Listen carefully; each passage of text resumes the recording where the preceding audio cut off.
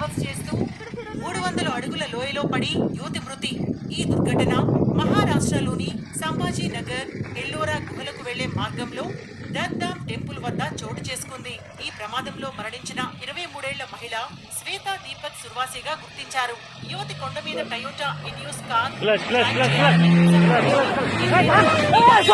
ను రివర్స్ చేస్తోంది. దీన్ని తన ఫ్రెండ్ రికార్డ్ చేస్తున్నాడు. మెల్లిగా వెనక్కి తీసుకుంటూ ఉండగా పొరపాటున యాక్సిలేటర్ మీద కాలు వేసింది. దీంతో కారు వేగం పుంజుకుంది.